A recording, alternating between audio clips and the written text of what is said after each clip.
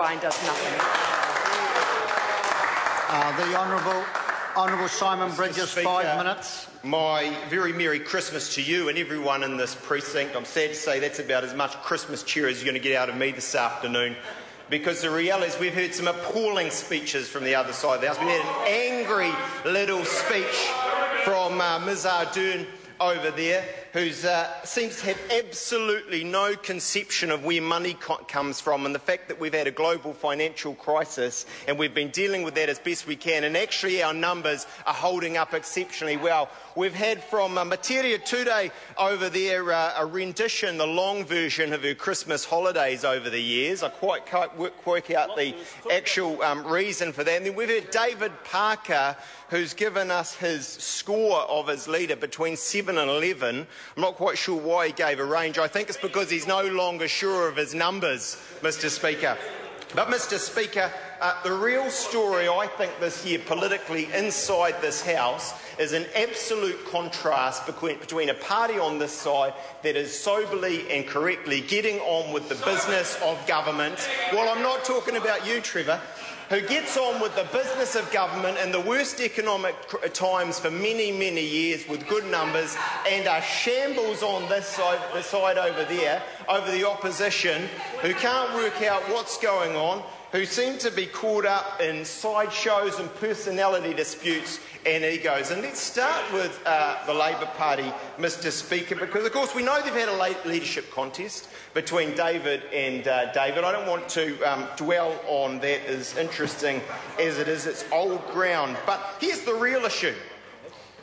They changed their rules, they had a vote, and they've entrenched a loser as their leader, Mr Speaker. They have entrenched a loser as their leader. And that's what they've done, Mr Speaker. And the real story is they hated Cunliffe so much, they hated him so much, that they decided they had to stick with the loser that they've got. And Anna King says, well, you wait and see.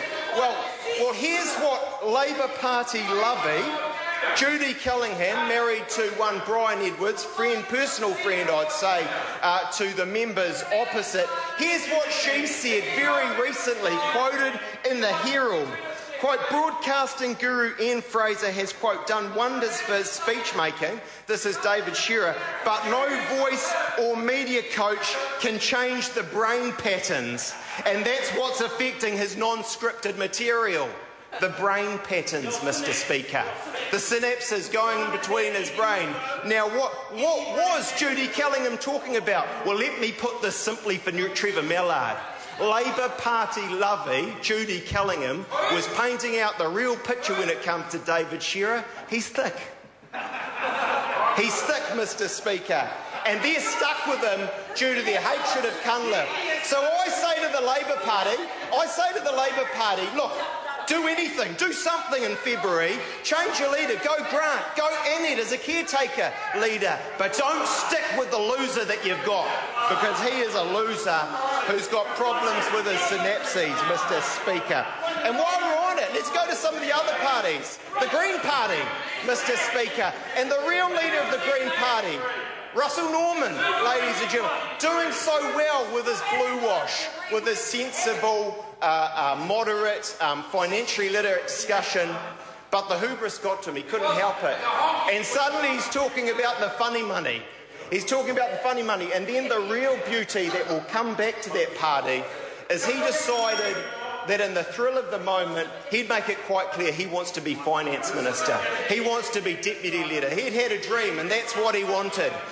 And, Mr Speaker, what is very clear to me is that soft support in Mount Eden, in the Kandalas, probably where Grant Robertson lives, the soft support, the middle-class housewives, they will be scared by this guy as finance minister. And that's the way it's going.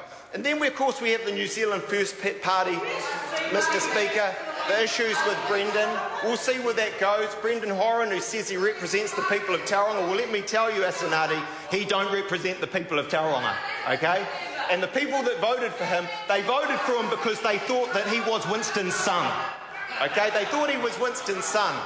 but that's not where it's going. So on this side, we have a party that's focusing on the real issues, getting on with business, and sideshows personality disorders and egos on that side, Mr. Speaker. Nikki Wagner, 5 minutes. Thank you very much, Mr. Speaker.